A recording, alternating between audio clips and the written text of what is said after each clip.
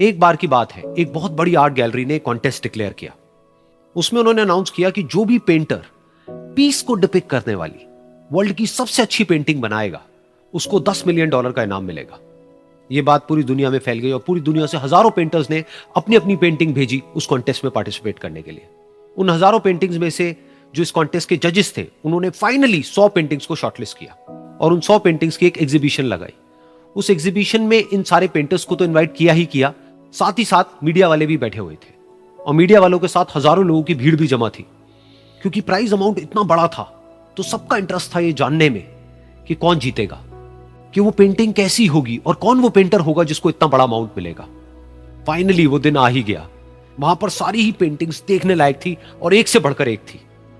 उसमें से कुछ पेंटिंग्स थी जहां पर सबसे ज्यादा भीड़ थी। जैसे एक पेंटिंग थी जहां पर एक बिल्कुल साफ पानी की नदी बह रही थी, जिसके पीछे कुछ पहाड़ थे, उसके ऊपर बर्फ जमी हुई थी और पीछे से सनराइज हो रहा था।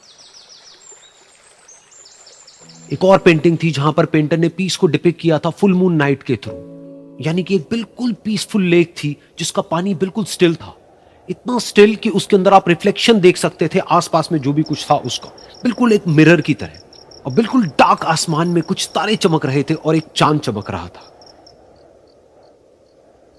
उसके अलावा एक पेंटिंग थी जिसमें बिल्कुल सफेद बादल थे, नीला आसमान था और बिल्कुल हरी हरी घास थी। यानी कि सारी ही पेंटिंग्स ऐसी जिसको देख करके ही मन शांत हो जाए।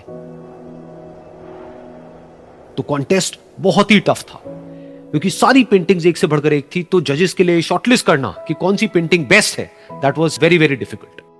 लेकिन वो मोमेंट आ ही गया जब जजेस ने अपना माइंड मेकअप कर लिया और एक पेंटिंग को इन सारी पेंटिंग्स में से सिलेक्ट कर लिया और उस पेंटिंग को एक बड़े से कर्टेन के पीछे रख दिया। सामने वो सारे पेंटर्स बैठे हुए थे, मीडिया वाले थे और हजारों लोगों की भीड़ थी। सबकी क्यूरियोसिटी बढ़ती चली जा रही थी क्योंकि अमाउंट बहुत बड़ा था। लेकिन जैसे ही वो पर्दा हटा और सामने से सबने उस पेंटिंग को देखा तो सब हैरान रह गए। सब एक दूसरे की शक्ल देखने लगे। किसी को कुछ समझ नहीं आ रहा था कि एक्चुअल में हो क्या रहा है, क्योंकि वो पेंटिंग जो वहां पर दिख रही थी वो दूर दूर तक शांति को डिपिक्ट नहीं कर रही थी। तो सबको लगा कि शायद उस आर्ट गैलरी से कोई गलती हुई है या जजेस से कोई गलती हुई है और किसी गलत पेंटिंग को वहां पे रख दिया है। तो कुछ पेंटर्स एक साथ गए, जाकर के उस आर्ट गैलरी के ओनर से मिले और जाकर के उससे पूछा कि क्या ये कोई गलती है, गलती से कहीं कोई गलत पेंटिंग तो आपने वहां पे नहीं रख दी है। तो आर्ट गैलरी वाला थोड़ा सा मुस्कुराया और बोला, नहीं, ये पेंटिंग बिल्कुल ठीक है। जजेस ने इसी पेंटिंग को सिलेक्ट किया है और यही पेंटिंग आज की विनर है।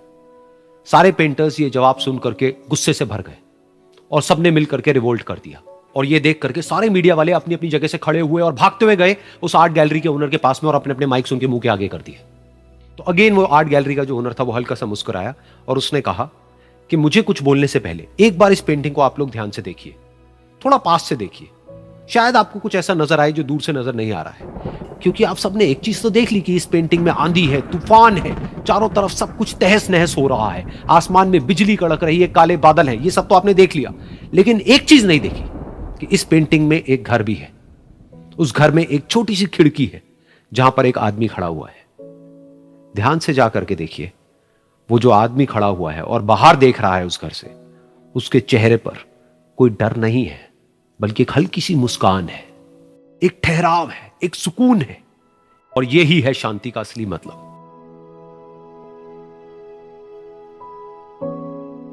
यानी कि शांति का मतलब यह नहीं है कि हमारे बाहर सब कुछ शांत है और फिर हम शांत हैं, क्योंकि वो टेम्पररी है।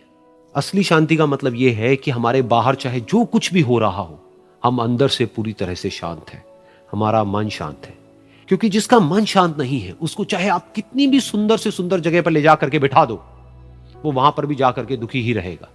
लेकिन दूसरी तरफ से जिसका मन शांत है, उसके बाहर चाहे कुछ भी हो रहा हो, चाहे मौसम कैसा भी हो, चाहे उसके आसपास में सब कुछ तहस नहस हो रहा हो, तूफान हो, लेकिन वो अंदर से बिल्कुल शांत रहेगा।